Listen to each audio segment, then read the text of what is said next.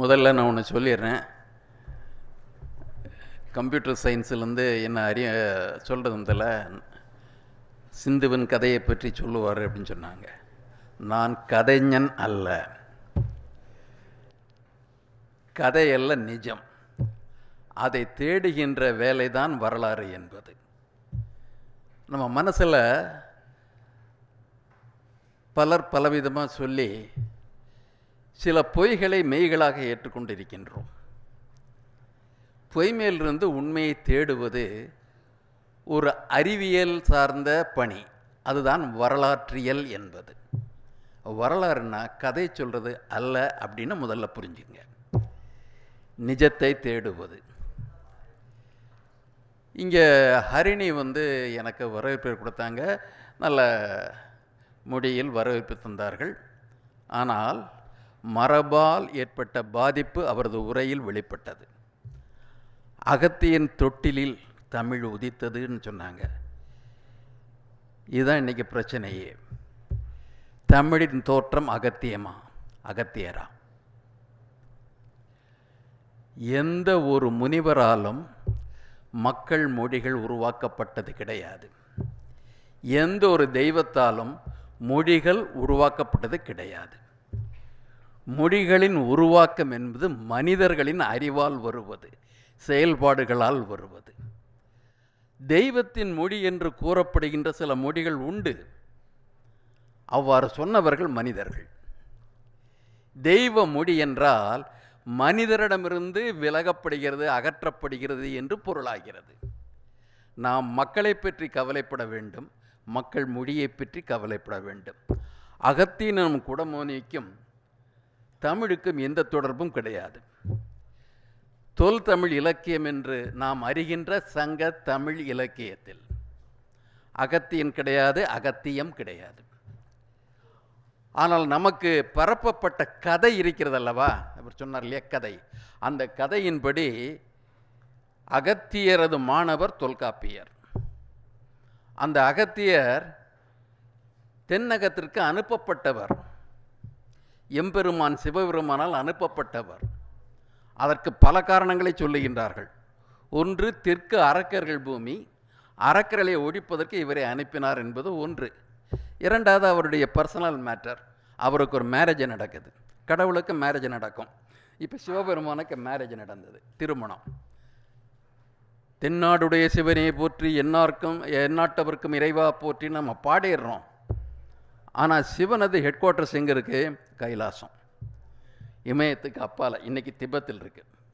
அந்த திபெத்தில் அவருக்கு திருமணம் நடக்குது. திருமணம் நடக்குதுல, எப்பவும் விஐபி திருமணம்னா தெரியும் உங்களுக்கு. ஊரில் இருக்கிற பணக்காரன், பாலிட்டிஷியன் எல்லாருமே இங்கே ஓடுவாங்க. அங்கே போயிட்டாங்க. இது சொல்லப்பட்ட கதை புனையப்பட்ட காலத்தில் பூமி உருண்டே இல்லை, தட்டையாக இருந்திருக்கு. எல்லாம் அங்கே போனதுனால அந்த கைலாயம் அந்த பழு பாரம் தாங்காமல் அப்படி இறங்கிருச்சு. அதனால் தெற்கு பக்கம் மேலே தூக்க ஆரம்பிச்சிருச்சு. தெற்கு தலை தூக்கலாமா? பெரிய பாவம் இல்லையா? தெற்க தலை தூக்க விடாமல் பண்ணணும்னா அதற்கு சரியான நபர், திறன் வாய்ந்த நபர் யார் அப்படின்னு பார்த்தாரு. தெற்கையெல்லாம் நாங்கள் எங்கள் பெஸ்ட்டை அனுப்ப மாட்டோம், எங்கள் ஒஸ்ட்டை அனுப்புகிறோம் அப்படின்னு சொல்லிட்டு அகத்தியர்னு ஒருத்தரை அனுப்புகிறார். அகத்தியர் வாழ்ந்த விந்தியத்தை தாண்டின முதல் ஆரியர் அப்படின்னு கொடுக்குறாங்க. அந்த ஆரியர் வாதாபி வில்வலருங்கிற அந்த அரக்கர்களை சம்ஹாரம் பண்ணிட்டு புதிய மலையில் உட்கார்ந்த உடனே தெற்கு தாழ்ந்தது. இவர் வெயிட்டு தாங்காமல் தெற்கு தாழ்ந்தது. இது ஒரு கதை. இந்த கதையை சங்க இலக்கியத்தில் நீங்கள் பார்க்க முடியாது. அப்புறம் கிபி 8ஆம் நூற்றாண்டில் எழுதப்பட்ட இறையனார் அகப்பொருள் உரை என்று அழைக்கப்படுற களவியது பாயிரம், கிபி 8ஆம் நூற்றாண்டில். அதில் தமிழ் சங்கத்தை பற்றி வரலாறு சொல்கிறாங்க. எப்படி 10,000 ஆண்டுக்கு முன்னால் 3 சங்க வரலாறையும் சொல்கிறாங்க. முதற் சங்கம் யாரால் உருவாக்கப்பட்டது? பாண்டியனால் கிடையாது, லார்டு சிவபெருமானால் உருவாக்கப்பட்டு எல்லா இதில் ஒரு அகஸ்தியரும் இருக்கார். அகஸ்தியர் ஏன் அந்த பேர் அங்கே வருது? அகஸ்தியருங்கிற பேர் தமிழாக்கம் சில அகத்தியர் அப்படின்னு வருது. தமிழ் பேர் கிடையாது, திராவிட பெயர் கிடையாது. அது ஒரு வேத இலக்கியத்தில் வருகின்ற பெயர். வேத வரலாறின்படி ஒரிஜினலாக இருந்த ரிஷிகள் 8 பேர், 8 ரிஷிகள். சப்த ரிஷி பின்னால் வந்தது. முதல்ல சப்தம் 7 இருந்ததை அகத்தியரை சேர்த்து 8 பண்ணுறாங்க. 8 ரிஷிகளில் ஒருத்தர். அந்த 8 ரிஷிகளது பாடல்கள் ரிக்வேதத்தில் இருக்கணும். அகஸ்தியரை பற்றி குறிப்பு இருக்கே தவிர பாடல் கிடையாது. அந்த அகத்தியர் இந்த முதல் சங்கத்தில் அவர் தான் தலையாயவர். அவர் தமிழுக்கு உருவம் கொடுத்தார். அதற்கு முன்னால் தமிழுக்கு வடிவம் கிடையாது. நம்ம மூதாதையர்லாம் காட்டு மிராண்டிகள். அங்கிருந்த ஒருத்தர் ரிஷி வர்றாரு, காட்டு மிராண்டிகளுக்கு ஒரு நாகரிக மொழியை கொடுப்போம்ட்டு அகத்தியம்னு ஒரு இலக்கணத்தை படைச்சு மொழியை சீர்படுத்தி தமிழை உருவாக்கினார் என்பது தொன்மம். அந்த தொன்மம் புகுத்தப்பட்ட காலம் கிபி 8ஆம் நூற்றாண்டு. அந்த 8ஆம் நூற்றாண்டிலிருந்து பரப்புரை இதை பண்ணி தமிழின் முதல்வன் குடமுனி அப்படின்னு ஒன்றை நம்ம மனசில் திணிச்சிருக்காங்க. நீங்கள் வரலாற்றுக்கு தொடர்பில்லாத மாணவர்கள், ஆனால் வரலாற்றை விட்டு விலக முடியாத மாணவர்கள். நீங்கள் விரும்பினாலும் விரும்பாவிட்டாலும் வரலாறு உங்களோடு பிணைக்கப்பட்டிருக்கிறது. உங்கள் முதல் தேவை to disabuse our mind from the past prejudices. ஏற்கனவே பல பொய்யான கருத்துக்களால் நம்ம மூளையை ஏற்கனவே முடுக்க அடைச்சி வச்சிருக்காங்க. அதை விடுவிக்க வேண்டும், உண்மையை தேட வேண்டும். அகத்தியர் ரிக்வேதத்தில் உண்டு.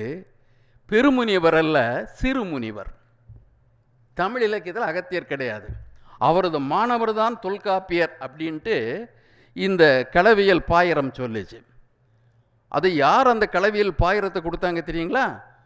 ருத்ரசன்மன் ஒருத்தர். அவர் பேச முடியாது, கேட்க முடியாது. லார்டு முருகாவுடைய அவதாரம். அவர் இதை சொல்லுவார் அப்படின்ட்டு கடவுளை சொல்லிட்டார். சொக்கநாதருக்கு வேறு வேலை கிடையாது அப்போ மதுரையில். இதே மாதிரி பிரச்சனையை தீர்க்கிறதா வேலை. அவர் சொல்லிட்டார். அப்படி சொல்லி இந்த ருத்ரசம்மன்கிட்ட விளக்கம் கேட்டு அதன்படி வந்த அகத்தியத்தை பற்றி சொல்கிறாங்க. இந்த கதைகள்லாம் அதில் வருது. 4440 ஆண்டு முதல் சங்கம். 89 பாண்டிய மன்னர்கள், 500க்கு மேற்பட்ட புலவர்கள். தலையாய புலவர் அகத்தியர். அவரது மாணவர்கள்னு கொஞ்சம் பேரை சொல்லி அதில் தொல்காப்பியர் ஒருத்தர். அந்த தொல்காப்பியருக்கும் ஒரு கதையை கொடுத்தாங்க. அவர் வர்ற அவசரத்தில் மனைவியை கூட கொண்டு வரல. மனைவியை விதர்ப்ப நாட்டிலே விட்டு வந்துட்டார். இங்கே வந்தப்புறம் வீட்டில் சமைச்சு போடுறதுக்கு ஆள் இல்லை. ரிஷிகளுக்கு அது தேவை. அதனால் இவர் என்ன பண்ணுறாரு, மாணவர் தொல்காப்பியரை கூப்பிட்டு நீ போய் மனைவியை அடிச்சிட்டு வா. ஆனால் இவருக்கு வழக்கம் போல் உள்ளூர இவன் யோகியனா, தொட்டு எடுத்துகிட்டு வருவானா, தொடாமல் எடுத்துகிட்டு வருவானா, எல்லாம் முனிவர் தான். ஆனால் பாருங்கள் எவ்வளோ அல்பமாக நினைக்கிறாங்கன்ட்டு. அதனால் தொல்காப்பியர்கிட்ட நீ 8 கோல் அகலத்தை மெயின்டைன் பண்ணணும், பக்கத்தில் போயிடக்கூடாது, கூட்டிகிட்டு வரணும் அப்படிங்கிறார். அவர் போய் எல்லா நதிகளையும் கடந்து வைகை ஆற்றுக்கு வர்ற சமயத்தில் வைகையில் வெள்ளப்பெருக்கு. வெள்ளத்தில் அடிச்சுட்டு போவோன்னு பயம் வந்துடுச்சு. அதனால் இவர் என்ன பண்ணுறார், ஒரு மூங்கில் எடுத்து அந்த மூங்கில் ஒரு பக்கம் அவர் பிடிச்சிட்டு இன்னொரு பக்கத்தை அந்த அம்மையார்கிட்ட கொடுத்து நீங்கள் பிடிச்சிங்க குரு பத்தினி கொண்டு போகிறார். அகத்தியர் மனைவியை சேர்க்குறாங்க. Reunion of the family. அகத்தியருக்கு மகிழ்ச்சி வந்திருக்கணும், ஆனால் வரல. சந்தேகம் வந்துருச்சு. வைகையில் இவ்வளோ வெள்ளம் வருது, எப்படி வந்த அப்படின்னு கேட்டார். நான் ஒரு மூங்கிலை பிடிச்சிட்டு வந்தேங்க, அந்த மறுமுனையில் உங்கள் மிஸ்ஸஸ் வந்தாங்க, அவங்க அந்த மறுமுனை பிடிச்சி நான் கொண்டு வந்தேன் அப்படின்னு சொன்னார். தொடக்கூடாதுன்னு சொல்லியிருக்கேனே. மூங்கில் ஒரு பக்கம் நீ பிடிச்சா அடுத்த பக்கம் என் மனைவி பிடிச்சா நான் கொடுத்த நிபந்தனையை நீ மீறி விட்டாய், ஆகவே அப்படின்னு ஒரு சாபத்தை கொடுக்குறார். உன்னை மற்றவர்கள் மதிக்க மாட்டார்கள், மற்ற நிறைய சாபத்தை அந்த காலத்தில் கொடுத்துருவாங்க ஈஸியாக. தொல்காப்பியருக்கு கோபம் உனது அகத்தியம் இல்லாமல் போவதாகன்னு மறுசாபம் கொடுக்குறார். அது ஏன் அதை கொடுக்குறாருன்னு அந்த கதை ஏன் வருதுன்னா அகத்தியம் ஒன்றே கிடையாது. 4400 வருஷம் இவர் அங்கே இருக்கார். லார்டு சிவா இருக்கார், குபேரன் இருக்கார், குமர கடவுள் இருக்கார், இவங்கெல்லாம் அதில் இருக்காங்க. அந்த இதை பாருங்கள் எவ்வளோ ஆண்டு இருக்காங்கன்ட்டு. அது அடிஞ்சு போகுது. கடல்கோளில் அடிஞ்சு போச்சு மதுரை. அதுக்கப்புறம் கபாடபுரத்துக்கு போகிறாங்க, 2வது சங்கம். அந்த 2வது சங்கம் 3700 ஆண்டு இருந்ததாமா. அதுலேயும் இந்த அகத்தியர் இருக்கார், தொல்காப்பியர் இருக்கார். ஆனால் தொல்காப்பியங்கிற இலக்கண நூல் அன்று முதல் இன்று வரை உயிரோடு கிடைக்கின்ற ஒன்று. தொல்காப்பியத்தில் இவர் யார்கிட்ட இருந்தெல்லாம் இந்த பகுதிகளை, இலக்கண பகுதிகளை பெற்றோம் என்பதை பற்றி குறிப்புகள்லாம் கொடுத்துட்டே வர்றாரு. பலரையும் குறிப்பிடுகின்றார், முன்னர் இருந்த நூற்களை பற்றியெல்லாம் குறிப்பிடுகின்றார். ஆனால் அதில் இல்லாத பெயர் அகத்தியர். அகத்தியம்ங்கிற ஒரு இலக்கணமும் கிடையாது, அகத்தியருங்கிற பேரும் கிடையாது. தொல்காப்பியம் இருக்கு, தொல்காப்பியத்தில் அது கதையும் கிடையாது, 3 சங்க கதையும் கிடையாது. இந்த 2வது சங்கம் 3700 வருஷம் இருந்து அதுக்கப்புறம் அது அடிஞ்சு போகுது. வர்க்கடம் அடிஞ்சு போகுது. 3வது ஒன்று சேர்க்குறாங்க. அதில் இப்போ இருக்கிற தென் மதுரை அதில் வருதுங்கிறாங்க. அந்த மதுரையில் 1850 ஆண்டு அந்த சங்கம் இருந்ததுங்கிறாங்க. அதுலேயும் தொல்காப்பியர் வர்றார். அப்போ நம்ம சங்கத்தை நம்ம தமிழை பெருமைப்படுத்திட்டாங்க. 9990 ஆண்டு இந்த 3 சங்கம் சேர்ந்துருக்கு. இந்த பேட்டா ஷூக்கோட விலை மாதிரி 10,000க்கு 10 ஆண்டு குறையும். 9990 ஆண்டு 3 சங்கம் இருந்திருக்கு. இத்தனை ஆண்டுகளும் இந்த அகத்தியர் இருக்கார், சிவபெருமான் இருக்கார், தொல்காப்பியர் இருக்கார். இதையெல்லாம் நம்மகிட்ட சொல்லிட்டு கதைகளை சொன்னாங்க. தொல்காப்பியங்கிற உண்மையை நாம் பரிசீலனை பண்ணோமா? தொல்காப்பியத்தை பற்றி சொன்ன அகத்தியரை வச்சுட்டு தமிழ் அகத்தியத்திலிருந்து பிறந்ததுன்னா என்ன பொருள்னா, சமஸ்கிருத பண்டிதரால் உருவாக்கப்பட்டது தமிழ்னு பொருள். தமிழ் தமிழர்களால் உருவாக்கப்பட்டது அல்லன்னு பொருள். உண்மைன்னா உண்மைன்னு எடுத்துக்கிட்டு போகிறோம். ஆனால் வரலாறு அது உண்மை அல்ல என்று சொல்லுகிறது. நம் மொழியை, நமது மக்கள் உருவாக்கிய மொழியை, அதனாலேயே அது சிறந்த மொழி அப்படின்னு சொல்லலாம். முதல்ல நல்லா நினைவச்சுங்க, எதையும் பெரிதுபடுத்துவதற்காகவோ பெருமைப்படுத்துவதற்காக வரலாறு பயன்படக்கூடாது. நம் மொழி என்பதற்காக தூக்கி பிடிக்கல. ஆனால் தமிழ் இன்று உள்ள மொழிகளில் தொன்மையான ஒன்று, தொன்மையான இலக்கியங்களை கொண்ட ஒன்று. அந்த தமிழின் தோற்றம் குடமுனிவரது கமண்டலத்தில் இருக்குன்னா அதை ஏற்றுக்கொண்டால் உங்களுக்கு சுயமரியாதை இல்லை என்று பொருள். தமிழ் மக்களுக்கு தங்களது மொழியை கூட உருவாக்க திறமையற்றவர்கள் என்று பொருள். அதை நாம் ஏற்றுக்கொள்ளப் போகின்றோம். ஆகவே தான் சொல்லுகின்றேன், வரலாறுன்னு சொல்கிற சமயத்தில் கதைகளை நம்பி வரலாறாக ஏற்றுக்கொள்ளாதீர்கள். கதைகள் கதைகளே என்பதை உணர்ந்து கொண்டு அந்த கதைகளின் மூலமாக நம் மீது திணிக்கப்பட்ட பொய்களையெல்லாம் விலக்கி உண்மையை தேடுகின்ற பணியை மேற்கொள்ள வேண்டும். அந்த அடிப்படையில் தான் நான் சிந்து சரஸ்வதின்னு இந்த தலைப்பு கொடுத்தேன். ஏன் சிந்து, ஏன் சரஸ்வதி? 2 பெயர்கள். 2 பெயர்களும் சம்ஸ்கிருத இலக்கியங்களில் வரும். ஆனால் சிந்துவின் மூலம் சம்ஸ்கிருத மொழி அல்ல, ஒரு திராவிட வேர் கொண்ட ஒரு சொல் சிந்துங்கிறது. சிந்துதல்னாலே நீர் சிந்துதல்னு பொருள். சிந்துவின் மூலம் வடமொழி சமஸ்கிருதம் அல்ல. சமஸ்கிருதமே பிறகு தோன்றிய மொழி. சமஸ்கிருதம் என்றால் செம்மைப்படுத்தப்பட்ட மொழி என்று பொருள். ஆகவே செம்மைப்படுத்தப்படுவதற்கு முன்னால் அந்த மொழி இருந்திருக்க வேண்டும் அல்லவா? அந்த மொழியின் பெயர் என்ன? அதுதான் பிராகிருதம். பிரகிருதினா இயற்கை, இயல்பு அப்படின்ட்டு. இயல்பாக இருந்த மொழியிலிருந்து ஒரு டயலக்டை உருவாக்குறாங்க சமஸ்கிருதம். சமஸ்கிருதம் கிமுவில் பார்க்க முடியாது. ஆகவே சிந்துங்கிற இங்கே எடுத்துக்கிட்ட பொருள். சிந்து சரஸ்வதி 2ம் பெயர்கள், 2ம் பெண்பால் பெயர்கள். தயானந்த சரஸ்வதினு ஒருத்தர் இருந்தார், சரஸ்வதினு பட்டத்தை போட்டார். பெண் அல்ல ஆண். ஆரிய சமாஜத்தை உருவாக்கினவர்.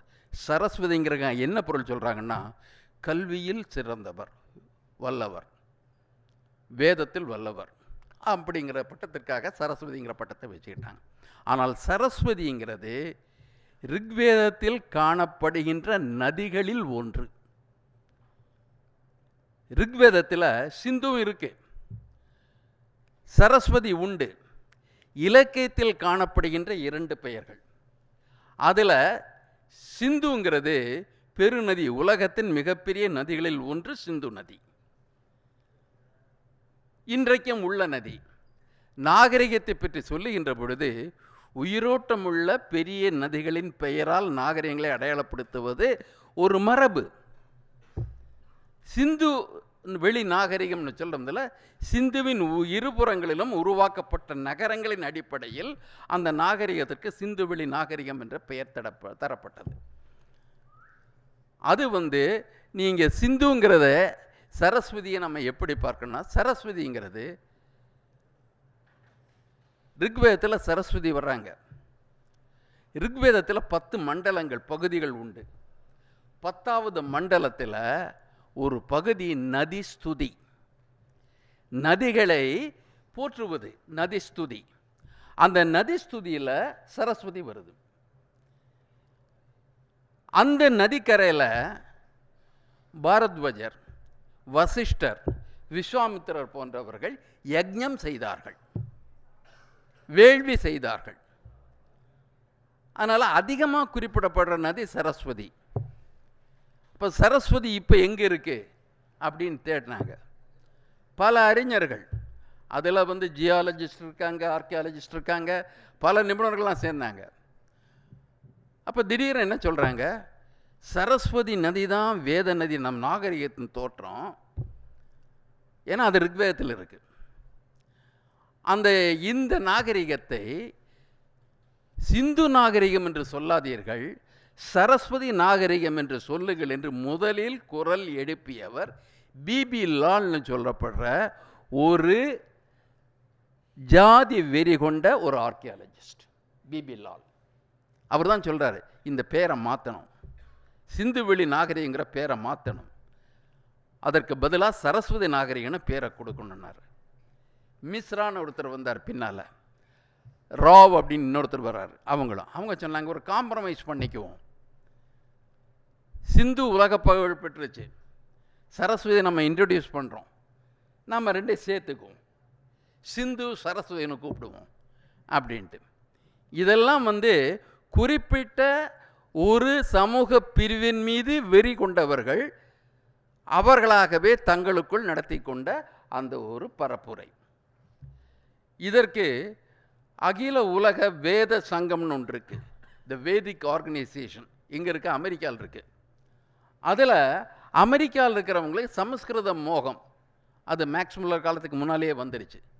வேத நெறியை, கிறிஸ்துவத்தின் மீது அவர்களுக்கு வெறுப்பு.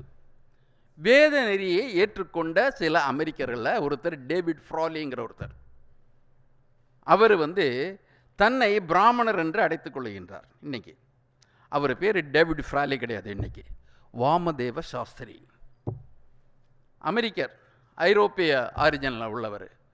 அவர் இன்னைக்கு பஞ்சகச்சம் கட்டிக்கிறார், பூணூல் போட்டார், ஒரு குடிமையும் வச்சுக்கிறாரு. அந்த பிராமண அந்த அடையாளங்களை ஏற்படுத்தி கொண்டு, எனது பெயர் வாமதேவ சாஸ்திரி, எனது வாழ்க்கையின் நோக்கம் வேத பண்பாட்டை உலகெங்கிலும் ஏற்கச் செய்வது, சமஸ்கிருதத்தை உலக புதுமொழியாக மாற்றுவது. அவர் ஒரு புத்தகத்தை எழுதினார், இடன் ஹாரிசன்ஸ். அதை கூட சேர்ந்து NS ராஜாராம்னு ஒருத்தர் எழுதுகிறார். இவர்கள் அமெரிக்க நன்கொடை தரும் நிறுவனங்களிலிருந்து பணத்தை எடுத்துக்கொண்டு இந்த வேத பிரச்சாரத்தை செய்பவர்கள் இன்று என்ன செய்கின்றார்கள் என்றால், இந்த நாகரிகத்தை, இந்தியாவின் தொன்மை நாகரிகமான சிந்துவெளி நாகரிகத்தை வேத நாகரிகம் என்று மாற்ற வேண்டும். அதன் அடிப்படை என்னன்னா, உலகத்தில் நாகரிகம் ஒரு ஜாதியினால் மட்டும்தான் உருவாக்கப்பட்டது. அவர்களுக்குத்தான் மூளை உண்டு, செயலாக்க திறன் உண்டு, இயற்கை அவர்களை அப்படித்தான் படைத்திருக்கிறது. மற்றவர்களெல்லாம் அவர்களிடம் நாகரிகம் பெற வேண்டும், கொடுப்பவர்கள் அவர்கள் என்ற தத்துவத்தை நிலைநிறுத்துவதற்காக இந்த சிந்துவெளி நாகரிகத்தையும் வேத நாகரிகத்தின் ஒரு பகுதியே என்று புத்தகங்கள் மூலமாக எழுதி அதற்காகவே பத்ம விபூஷன் பட்டத்தை அவருக்கு தரப்பட்டு யுஜிசியால் தரப்பட்ட பாடத்திட்டத்தில் இன்று காணப்படுவது சிந்து சரஸ்வதி நாகரிகம். உலக வரலாறு இதை ஏற்றுக்கொள்ளவில்லை, உலகத்தின் மற்ற வரலாற்றாசிரியர்கள் ஏற்றுக்கொள்ளவில்லை. ஆனால் எப்படியேனும் இந்த புனைவை வரலாறாக மாற்ற வேண்டும் என்ற முயற்சி நடக்கின்ற பொழுது நமது இளைஞர்கள் உண்மையை புரிந்து கொள்ள வேண்டும் என்பதற்காக இந்த சிந்து சரஸ்வதி என்ற தலைப்பில் சில கருத்துக்களை உங்களுடன் பகிர்ந்து கொள்ளலாம் என்று வந்தேன். சரஸ்வதி சபதம்னெல்லாம் படம் நீங்கள் பார்த்துருப்பீங்க, நாடகம்லாம் போட்டாங்க. சரஸ்வதி சரிதம்னு நம்ம கேட்டதில்லை. ஆனால் சமஸ்கிருத இலக்கியத்திலே மிக தொன்மையானது ரிக்வேதம். ரிக்வேதத்தில் சரஸ்வதி நதி இருக்கு. டிடி கோசாம்பிங்கிறவர் சொல்கிறாரு, ஆரியர்கள் புலம்பெயர்ந்து செல்லுகின்ற பொழுது தங்களது மலைகளின் பெயர்களையும் நதிகளின் பெயர்களையும் சுமந்து கொண்டே சென்றார்கள். ஆப்கானிஸ்தானில் எல்மாண்ட் ரிவர்னு ஒன்று இருக்கு இன்னைக்கு நதி, அதன் முந்தைய பெயர் சரஸ்வதி. பாரசீகத்தில் ஜெர்சஸ் ரிவர்னு இருக்கு, அரஹராவதி என்ற சரஸ்வதியினுடைய பாரசீகம் மறுவல் அரஹர ரிவர், அது சரஸ்வதி ரிவர். துருக்கியில் ஒரு ரிவர் இருக்கு சரஸ்வதியோட தொடர்புடைய பெயர். போகிற இடம்லாம் சரஸ்வதி கொண்டு போயிருக்காங்க. சரி, இந்த சரஸ்வதி என்ன மற்ற ரிவர், இந்த நதிஸ்வதியில் ஒரு வார்த்தை வருது, சப்த சுவாசா சரஸ்வதி, 7 சகோதரிகளான சரஸ்வதி. அப்போ 7 நதிகள் கூட்டத்தை சொல்கிறாங்க. ஆனால் நமக்கு இந்தியாவின் பெயர் வந்தது பஞ்ச சப்தம். இந்த சப்த சிந்தபம்ங்கிற பெயரில் சப்தம்னா 7 சப்த ஸ்வரங்கள் நம்ம சொல்கிறோம் இல்லையா, சப்தம்னா 7 நதிகளின் தொகுப்பான பகுதி சிந்து பகுதி. அதில் முதன்மை நதி சிந்து, அதன் கிளை நதிகள் துணை நதிகள் நிறைய இருக்கு. அதனால் இந்தியாவிற்கு இந்த பெயர் எப்படி வந்தது என்ற ஆராய்ச்சி செய்கின்ற பொழுது இந்த சிந்து என்ற பெயர் சப்த சிந்தவம் என்று ரிக்வேதத்தில் இருக்கிறது. 7 நதிகள் ஓடுகின்ற பகுதி, அது இன்றைய பஞ்சாப் பகுதி, காஷ்மீர பகுதி.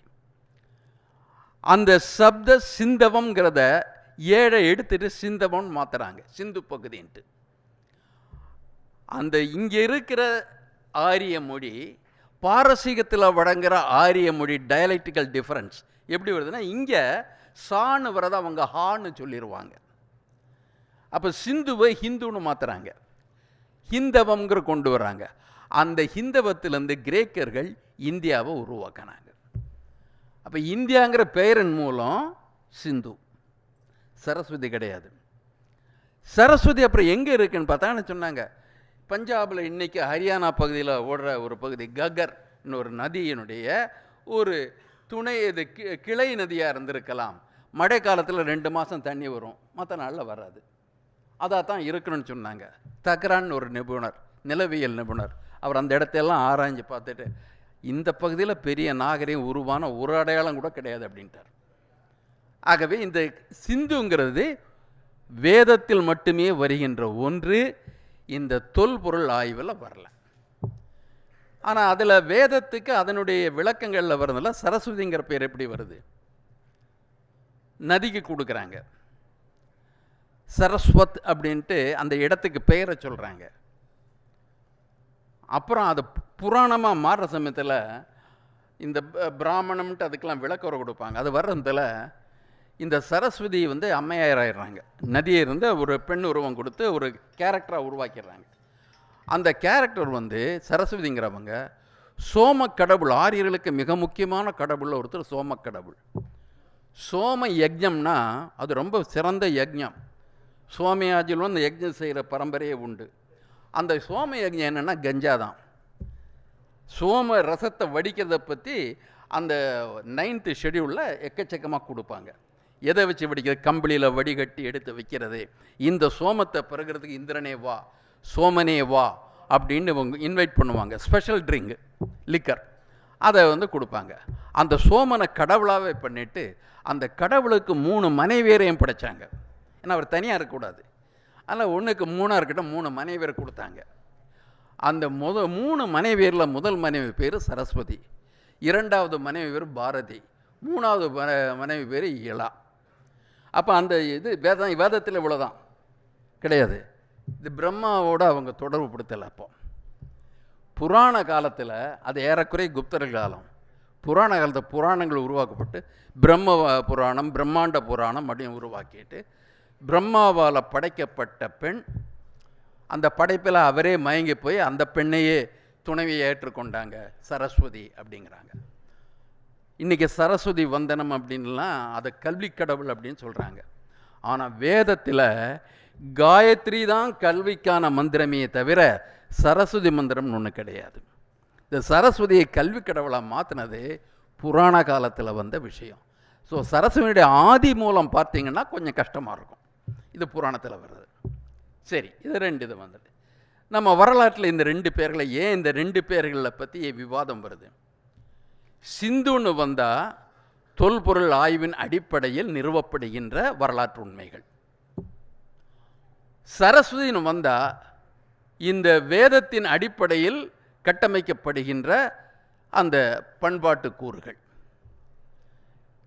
இது ரெண்டும் ஒன்று அப்படின்ட்டு வாதிடுறதுல அந்த வேதத்தையும் சிந்து வெளியில் இருக்கிற அகழ்வாய்வினுடைய அந்த வெளிப்பாடுகளையும் நாம் தொடர்புபடுத்தி ஒப்பிட்டு ஒரு முடிவுக்கு வர வேண்டி இருக்கிறது. சிந்து வெளியை மார்ஷல் 1924 செப்டம்பர் 20 ஒரு கட்டுரையின் மூலமாக சிந்துவை பற்றிய உண்மைகளை அவர் தொல்பொருள் ஆராய்ச்சி நிபுணர் மார்ஷல், அவர் அதுக்கு முன்னால் கிரேட் போன்ற நாடுகளை இந்த எகிப்து பகுதியிலெல்லாம் பெரிய ஆய்வுகளை நடத்தி உலக புகழ் பெற்றவர். அவர் இந்தியாவுக்கு அழைத்து டைரக்டர் ஆஃப் ஆர்கியாலஜின்னு ஒன்று அவர் பொசிஷனை கொடுத்து ஏறக்குறை 1902 1927 வரைக்கும் அந்த பொசிஷனில் இருக்கார். 34 வரைக்கும் இந்தியாவில் இருக்கார். இந்த அகழ்வாய்வுகளின் குறிப்புகளெல்லாம் முடிக்கிற வரைக்கும் இருக்கார். அவர் அந்த ஒரு குறிப்பேட்டில் அவர் சொல்கிறார், இங்கே சிந்து வெளியில் ஹரப்பா, மொஹஞ்சதாரோ, சாங்குதாரோ இந்த மாதிரி இடங்களில் கண்டெடுக்கப்பட்ட ஆய்வுகளில் ஒன்று தெரியுது. நகரங்கள், திட்டமிடப்பட்ட நகரங்கள் உள்ள இந்த பகுதி, அது திட்டமிடப்பட்ட நகரங்கள், பிளான்டு சிட்டிஸ். உலகத்தில் வேறு எந்த இடத்துலையும், சுமேரியாவில் கூட திட்டமிடப்பட்ட நகரங்களை பார்க்க முடியவில்லை. இது ஒரு முக்கியமான விஷயம் அவர் சொன்னார். கோட்டைகள், அந்த பாதுகாப்பு அறங்கள் இருக்கு. இது ரெண்டாவது விஷயம். மூணாவது, தடுப்பணைகள் மூலமாக நீரை பயன்படுத்தி வேளாண்மையை பரவச் செய்தார்கள். அப்போ ஒரு வேளாண் உபரி இருந்தால் தான் எந்த ஒரு நகர் நாகரிகம் செழிக்க முடியும். வேளாண் உபரி இல்லாவிட்டால் பிற தொழில்கள் இருக்காது. அப்போ வேளாண் உபரி இருந்திருக்கு, அதில் நகரங்கள் வருது. எல்லா விதமான தொழில்களும், மெட்டலர்ஜி முதற்கொண்டு எல்லா விதமான தொழில்களும் அங்கே வருது. அதன் விளைவாக சுமேரியா, எகிப்து போன்ற நாடுகளும் வணிக தொடர்புகள், அதற்கான ஆதாரங்கள் கிடைத்து விட்டன. இதெல்லாம் வருது. இப்போ சிந்துவெளிங்கிறது ஒரு நகர நாகரிகம். அங்கே அவர்களுக்கு பானை செய்வதற்கு, அது பானையை உற்பத்தியில் பானை செய்கிறதில் கூட ரெண்டு வகை இருக்குது. கையால் செய்யப்படுகின்ற பானைகள், சக்கரத்தினை வைத்து கொண்டு உருவாக்குகின்ற தரம் வாய்ந்த பானைகள். சிந்துவெளியில் நம்ம பார்க்குற பானைகள் சக்கரத்தின் மூலமாக உருவாக்கப்பட்ட பானைகள், தரம் வாய்ந்த ஒரு முன்னேறிய நாகரிகத்தை சுட்டுவை. ரெண்டாவது, இந்த கட்டிடங்களை கட்டுவதற்கு பயன்படுத்துகிற செங்கற்கல்கள். ஸோ அவங்களுக்கு பானைகளை செய்வதற்கு அந்த சக்கரம் வீல்டு பாட்டரின்னு சொல்கிற ஒன்று, அதை கிளேஸ்டு பாட்டரியாக அதை பளபளப்பூட்டுறது, அதுக்கப்புறம் பெயிண்டட் பாட்டரின்னு வர்றது, இந்த மாதிரி வகைகளை கொண்டு வருவது. செங்கற்களை உருவாக்கி கட்டிடங்களை கட்டுவது என்பது உயர்ந்த பழக நாகரிகம். இதெல்லாம் வருது, நகரங்கள்லாம் வருது. அங்கே பார்க்கறதுல வியாபாரத்தை எவ்வளவு வளமாக வியாபாரம் பண்ணாங்கிறதுக்கான அறிகுறிகள், எடைக்கற்கள், நீட்டளவு, முகத்தளவு, எல்லாத்துக்கான கற்கள். அதில் இந்த பைனியல் சிஸ்டம், டெசிமல் சிஸ்டம் இதெல்லாம் பயன்படுத்துவதற்கான அறிகுறிகள் காணப்படுகின்றன. சிந்து பொருட்களை நாம் சிரியாவில் பார்க்குறோம், எகிப்தில் பார்க்குறோம், மெசப்பட்டோமியாவில் பார்க்குறோம், அந்த முத்திரைகளை பார்க்குறோம். அப்போ உலகளாவிய முறையில் வணிக தொடர்புகளை கொண்டிருந்த ஒரு நகர நாகரிகம். பரப்பளவில் எகிப்து நாகரிகத்தை விட, சுமேரிய நாகரிகத்தை விட மிகப்பெரிய நாகரிகமாக இந்த சிந்துவெளி நாகரிகம் இருந்திருக்கிறது. சரி, ரிக்வேதத்தில் வர்றது இது வந்து தொல்லியல் ஆய்வில் வர்றது. அங்கே கிடைக்கிற மண்டையோட்டையெல்லாம் வச்சுட்டு சில ஆராய்ச்சிகள்லாம் நடந்தது. சிந்து வெளியில் இறந்தவர்களை புதைப்பது வழக்கம். உலகத்தில் மதங்கள் தோன்றுகின்ற பொழுது இறந்தவர்களை என்ன செய்கின்றோம் என்பது மதங்கள் பிரிவினைக்கு ஒரு காரணம். புதைப்பதா எரிப்பதா? இதில் சிந்து வெளியில் புதைக்கிற பழக்கம், வேதங்களில் எரிக்கிற மரபு. இங்கே வந்து புதைக்கிறாங்க, தாடியில் போட்டும் புதைக்கிறாங்க, அப்படியே போட்டும் புதைக்கிறாங்க. ஆனால் புதைப்பு என்பது நகரங்களுக்கு வெளியே நடக்குது, நகரங்கள் உள்ள புதைக்கிறது கிடையாது. ஆனால் இந்த ஒரு இதை பார்க்குறோம் நம்ம. ஆனால் வேதத்தில் நாம் பார்க்குற நாகரிகம் என்ன? அந்த நாகரிகம், அதை நாகரிகம்னு சொல்லலாமாங்கிறது ஒரு நீங்கள் வாங்க. நாகரிகம்னா நகரங்களை கட்டமைக்கின்ற திறன், பல தொழில்களை உள்ளடக்குகின்ற தொழில்நுட்பங்கள், வணிகம், மேம்பட்ட வாழ்க்கை நிலை, உடை, வாழ்விடம், இதெல்லாம் மேம்பட்ட வாழ்க்கை நிலை, இதெல்லாம் இருந்தால் தான் நாகரிகம்னு சொல்கிறோம். இந்த ரிக்வேதத்தில் பார்க்குறவங்க வணிகம் செய்கிறது குற்றம், பாவம். வேளாண்மை செய்வது பாவம், உடைக்கக்கூடாது. மண்ணை தோண்டினா பாவம், உனக்கு தீட்டுப்பட்டுரும். ஆனால் சூறையாடலாம், கொள்ளையடிக்கலாம். அதுக்குன்னு யுத்த தர்மம் வேற வச்சாங்க, ஆனிரை கவருதல் அப்படின்ட்டு. மன்னன் படை இருந்தாலும் அடுத்தவனுடைய பசுக்களை எல்லாம் கவர்ந்துட்டு வரணும். கொள்ளை அடிப்பதை ஒரு தர்மமாக கொண்ட ஒரு பண்பாடு, நகரங்கள் இல்லாத ஒரு பண்பாடு. ஆனால் அந்த வேதத்தில் என்ன சொல்லுதுன்னா, அவர்களது எதிரிகள் கோட்டைகளில் வாடுகின்றார்கள். தங்களை கூடாரங்கள் வாழ்பவர்களாக சொல்லி கொண்டவர்கள் எதிரிகளை கோட்டைகளில் வாழ்பவர்கள் புறா என்ற வார்த்தையை சொல்லை பயன்படுத்துகின்றார்கள். அப்போ அவர்கள் வேறு எதிரிகள் வேறு என்பதை குறிப்பிட்டு விட்டார்கள். அந்த எதிரிகளது கோட்டைகளை அடிப்பதற்காகத்தான் இந்த பெரும்பாலும் இந்திரனெல்லாம் வெளியே வேண்டதெல்லாம். இந்த கோட்டைகளை எங்களால் அவ்வளவு வலுவாக இருக்குது, இந்த கோட்டைகளை அடிப்பதற்கு இந்திரனே உனது வஜ்ராயுதம் இடியால் இவற்றை அடிப்பாயாக, இந்த தடுப்பணைகளை உடைப்பாயாக அப்படின்னு சொல்கிறாங்க. அதை வரலாற்று ஆசிரியர்கள் என்ன பண்ணுறாங்கன்னா, அந்த ஒரு நம்ம வேதம்னா சிறந்ததுன்னு சொல்ல விரும்புகிறாங்க, இதை கிராம நாகரிகம்ட்டு புத்தகங்கள் எழுதி வச்சாங்க. சிந்துவெளி நாகரிகம் நகர நாகரிகம், வேத நாகரிகம் கிராம நாகரிகம் எழுதி வச்சாங்க. கிராமத்தை பற்றி தான் குறிப்பு இருக்குது. புறங்கள்லாம் எதிரிகளுக்கு, இவர்கள் கிராமங்களில் வாடுகின்றார்கள். எது வந்து மேம்பட்ட நாகரிகம்? சரி, மனிதர்களில் ஒரு பிரிவு அப்படி இருக்கலான்னா கிடையாது. இவர்கள் தங்களது எதிரிகளை பலவிதமாக அடையாளப்படுத்துகின்றார்கள். தங்களை ஆரியர்கள் என்று சொல்லுகின்றார்கள், எதிரிகளை அனாரியர்கள் என்று சொல்லுகின்றார்கள். அனாரியர்களையோடு சொல்லுவது மட்டுமல்ல, தங்களது வர்ணங்களை தங்கள் நிறத்தை பற்றி மிக பெருமையாக பேசிக்கொள்பவர்கள்.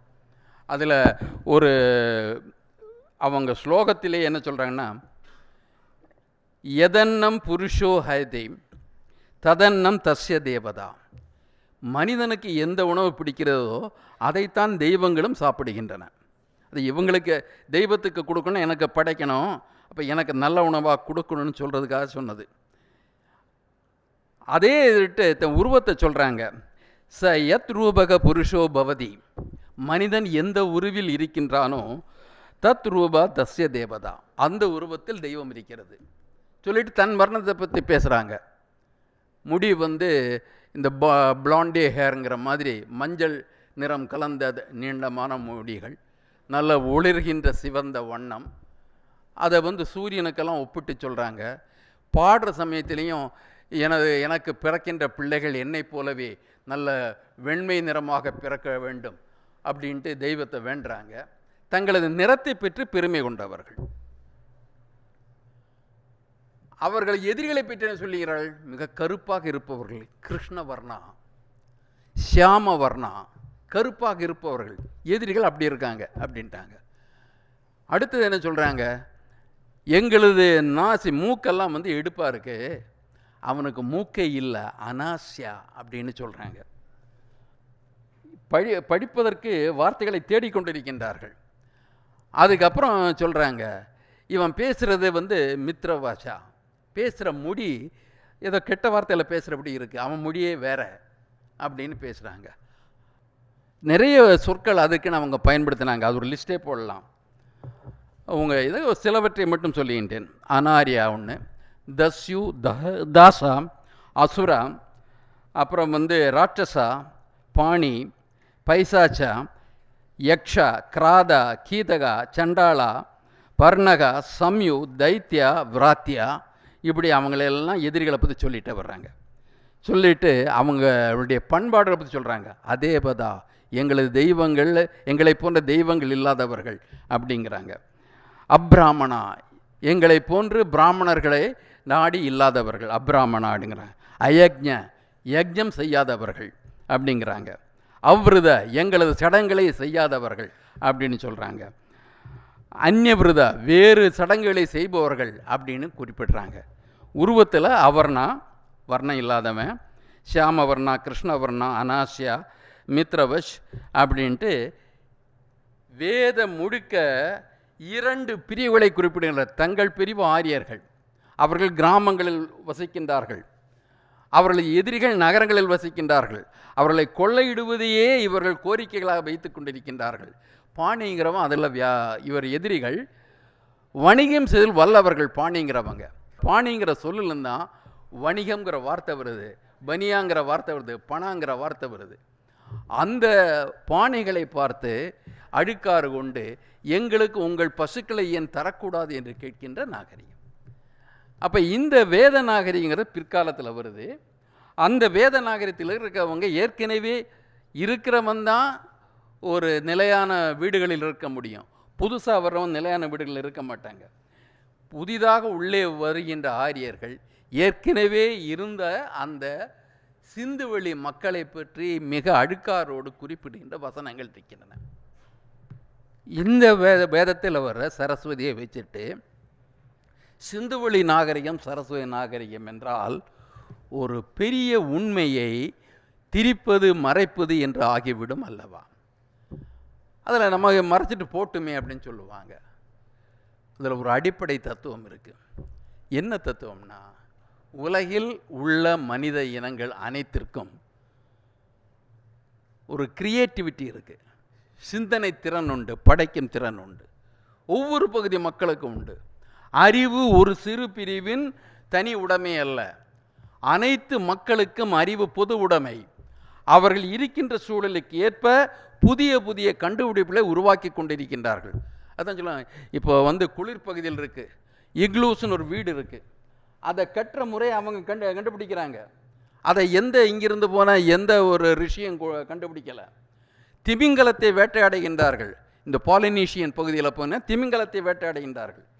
சாதாரண மனிதர்கள் திமிங்கலத்தை வேட்டையாடுகின்றார்கள். அதற்குன்னு ஒரு டெக்னாலஜி வச்சுருக்கான். அதை அவர்கள் அந்த ஒரு சவால் வருகின்ற பொழுது சவாலை எப்படி எதிர்கொள்வதென்று புதிய யுக்திகளை பயன்படுத்துகின்றார்கள். அறிவு அனைவருக்கும் உண்டு. சூழலுக்கேற்ப அறிவை பயன்படுத்தி செயல்திறன் பெறுகின்றார்கள். ஆனால் சரஸ்வதி என்று வருகின்ற பொழுது அறிவுக்கு வேலை இல்லை. ஏற்கனவே கடவுளர்கள் உலகத்தில் வந்துவிட்டார்கள், அவர்களுக்குத்தான் அறிவுண்டு, அவர்களுக்கு அடங்கி செல்வது பிறரது பணி என்று வருகிறது. ஒரு நிரந்தர அடிமைத்தனத்தை நியாயப்படுத்துகின்ற ஒரு வாதமாக நாம் இந்த பெயர் மாற்றத்தை பார்க்கின்றோம். சரஸ்வதி நாகரிகம் அல்ல என்பது ஒன்று. சரஸ்வதி என்ற பெயரை இட்டால் இந்த நாகரிகத்தை மக்கள் படைக்கவில்லை, ரிஷிகள் தங்களது ஞான திருஷ்டியால் உருவாக்கினார்கள் என்ற புனைவை ஏற்றுக்கொண்டதாக மாறிவிடும். வரலாறுங்கிறது புனைவுகளை ஏற்பதற்காக அல்ல, வரலாறுங்கிறது உண்மைகளை தேடுவதற்காக. கருப்பு நிற மக்களுக்கு அறிவு இல்லையா? கருப்பு நிற மக்களுக்கு உழைப்பு இல்லையா? கருப்பு நிற மக்களுக்கு நாகரிகத்தை கட்டியமைக்க முடியாதா? ஆகவே நம்மீது ஒரு தாழ்வு உணர்வை ஏற்படுத்துவதற்காக, ஒரு சார்பு தன்மையை நியாயப்படுத்துவதற்காக கட்டமைக்கப்படுகின்றவற்றையெல்லாம் வரலாறு என்று நீங்கள் ஏற்றுக்கொள்ளக்கூடாது. ஆகவே சிந்துவா சரஸ்வதியாங்கிற வரந்தில் சிந்துன்னு இதை பார்த்தோன்னா அது தொல்லியல் அடிப்படையில் வர்றது. சரஸ்வதின்னு பார்த்தீங்கன்னா முழுக்க முழுக்க ரிக்வேதத்தை சார்ந்த மட்டுமே கட்டமைக்கப்படுகின்ற ஒன்று. இலக்கிய ஆதாரம் தொல்லியல் ஆதாரம் 2 இருக்குது. இவர் சொன்னார் இல்லையா, அசோகன் மரம் நட்டார் அப்படின்லாம் வருது. அசோகனே வரலாறு இல்லாத இந்திய வரலாறு உண்டு. அசோகன் எங்கே வரலாறு இடம் பெற ஆரம்பிக்கிறான்? 1850க்கு மேலே தான். அது வரைக்கும் இருந்த இந்திய வரலாறு எப்படி கட்டமைக்கப்பட்டது? வேத வரலாறு, குப்தர் வரலாறு. புத்தர் கிடையாது, அசோகன் கிடையாது, ஒரு புத்த இந்தியா கிடையாது. தொல்லியல் வந்த பிறகுதான் 1837 ஜேம்ஸ் பிரின்சப்ங்கிறவர் இந்த கரோஷ்டி மொழியையும் இந்த பிராமி அந்த ஸ்கிரிப்ட் எடுத்து வருவையும் படிக்கிறதுக்கு அகர முதலியை கண்டுபிடிச்சார். அதுக்கப்புறம் தான் கல்வெட்டுக்களை படிக்க முடிந்தது. கல்வெட்டை படிக்க முடிஞ்சதுக்கு அப்புறம்தான் இப்படி ஒரு அசோகன் மௌரியன் சாம்ராஜ்யம் இருந்திருக்கு, பௌத்த இலக்கியங்களை படிக்க முடிந்தது. பிறகுதான் 1000 ஆண்டு காலம் இந்தியா என்பது பௌத்த பண்பாட்டின் தலைமையில் இயங்கிய ஒரு இந்திய வரலாறு என்பது பிறருக்கு புரிந்தது. பௌத்தமே மறைக்கப்பட்ட ஒன்றை வரலாறாக 1837 வரை வைத்திருந்தார்கள். 1851ஆம் ஆண்டு கன்னிங்காம் என்பவர் முதலாக தொல்லியல் துறையின் தலைவராக வந்த பிறகு நினைவு சின்னங்களை பற்றி ஆராய்ச்சி செய்தார். அப்படிதான் இந்தியாவில் பார்க்குற நினைவு சின்னங்களை பெரும்பாலானவை 95 விழுக்காடு நினைவு சின்னங்கள் பௌத்த சமண சின்னங்கள் என்பதை கண்டறிந்தார். மீது சொற்பமானவ தான் மற்றது, பாக்கியெல்லாம் சொல்லுது. ஆனால் வரலாறு எப்படி எழுதப்பட்டது? வேதத்தின் நீட்சியும் விரிவாக்கமும் தான் இந்திய வரலாறுன்னு கொடுத்தாங்க. உண்மை வரலாறு அப்படியல்ல, வேறு விதமாக இருக்கிறது. அதை புரிந்து கொண்டால் நாம் கடந்து வந்த பாதையை நம்மால் உணர்ந்து கொள்ள முடியும். நாம் இழந்து விட்ட சுயமரியாதையை மீட்டெடுக்க முடியும். நம்மாலும் முடியும் என்ற தன்னம்பிக்கையை பெற முடியும். நமக்கென உள்ள வரலாறு குறைகள் நிறைந்தவர். யாரையும் நம்ம செஞ்சதெல்லாம் அதிகபட்சம், மற்றவன் செஞ்சதெல்லாம் குறைவுன்னு சொல்கிறதுக்காக வரலாறு படிக்காதீங்க. பெருமித உணர்வே உங்களுக்கு கூடாது. நம்மாலும் முடியுங்கிறது வேற, நம்மால் மட்டும்தான் முடியுங்கிற நிலைமைக்கு வந்துட்டீங்கன்னா நீங்கள் ஒரு பொய்மைக்கு அடிமைப்பட்டு விடுகின்றீர்கள் என்று பொருள். வரலாறு இந்த பெருமிதத்தை மண்டையில் ஏற்றதுக்கு வரலாறை படிக்காதீங்க. நமது மூதாதையர் மட்டுமே இல்லை, நமது மூதாதையரும் அறிவாளிகளாக இருந்தார்கள், நாகரிகத்தை படைத்தவர்களாக இருந்தார்கள். நாம் யார் தயவையும் நம்பி யாராலும் நாகரிகத்தை பெற்றுக்கொள்ளவில்லை. நாகரிகத்தை நம்மாலும் படைக்க முடிந்தது என்பதை நிறுவுவதற்காகத்தான் இந்த சிந்துவையும் சரஸ்வதி ஏன் இந்த பெயர் இன்று ஒரு விவாத பொருளாகின்றன என்பதை நீங்கள் புரிந்து கொள்ள வேண்டும். நன்றி. கேள்விகள் இருந்தால் கேட்கவும், என்னால் முடிந்த விளக்கங்களை தருகின்றேன். நன்றி, வணக்கம். உன் கடவுளை விட, உன் சாஸ்திரத்தை விட, உன் முன்னோரை விட, உன் வெங்காயம் விளக்கமாத்தை விட உன் அறிவு பெருசு, அதை சிந்தி.